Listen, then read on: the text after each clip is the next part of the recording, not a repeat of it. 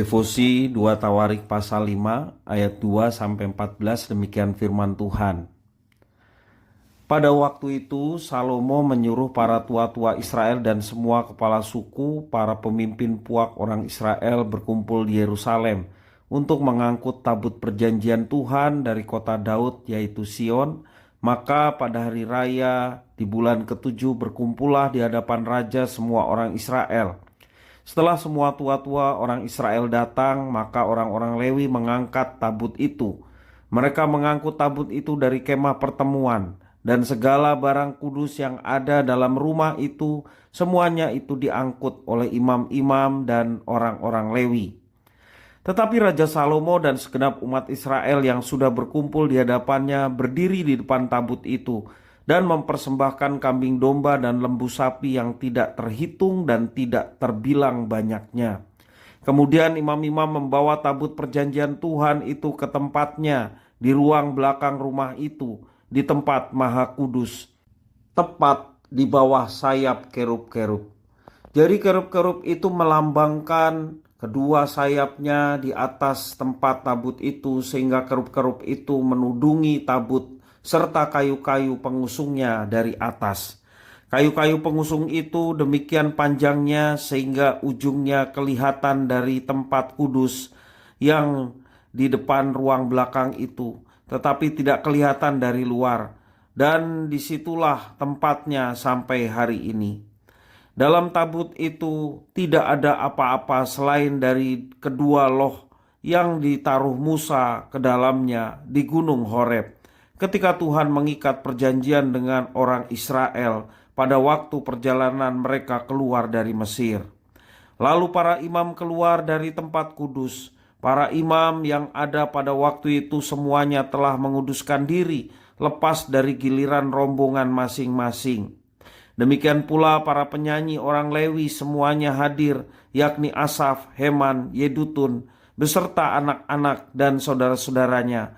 Mereka berdiri di sebelah timur mezbah, berpakaian lenan halus, dan dengan ceracap, gambus, dan kecapinya bersama-sama 120 imam peniup nafiri.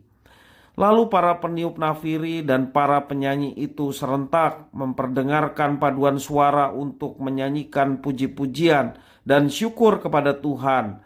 Mereka menyaringkan suara dengan nafiri, ceracap, dan alat-alat musik sambil memuji Tuhan dengan ucapan, sebab Ia baik, bahwasanya untuk selama-lamanya kasih setianya.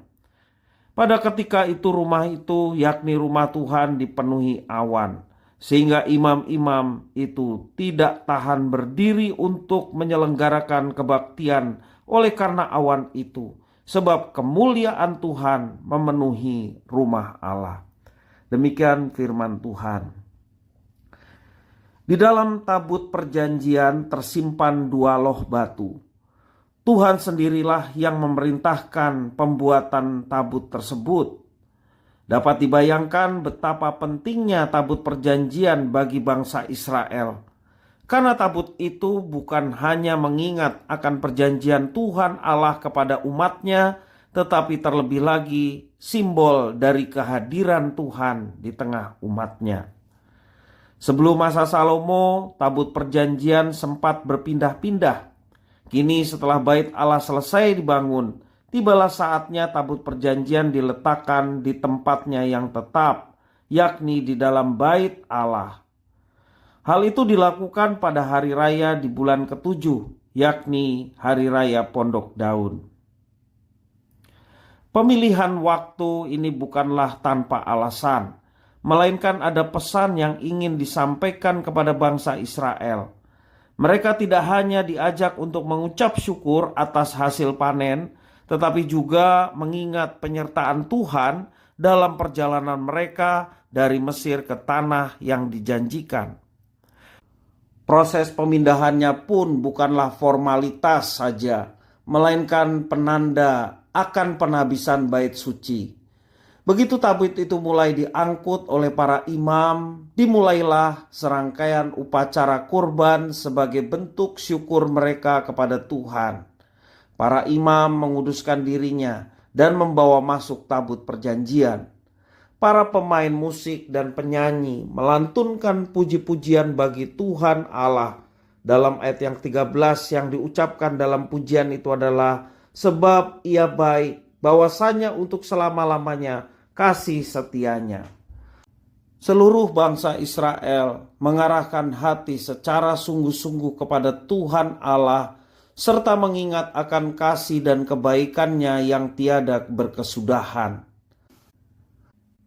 Pernyataan iman akan kasih setia dan kebaikan Tuhan bergema serta menjadi kekuatan bagi bangsa itu untuk menjalani kehidupan setiap hari. Bagaimana dengan kita, umat Tuhan yang baru? Seharusnya kita pun senantiasa mengingat kasih setia Tuhan.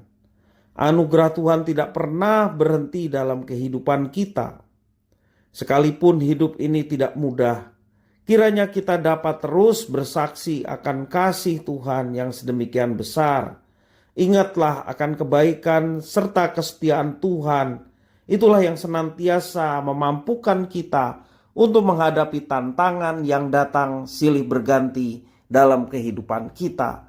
Dan tentunya bersama dengan Tuhan, penyerahan sepenuhnya kepada Tuhan membuat kita tetap teguh dan kuat menghadapi tantangan dalam kehidupan kita. Tuhan Yesus memberkati.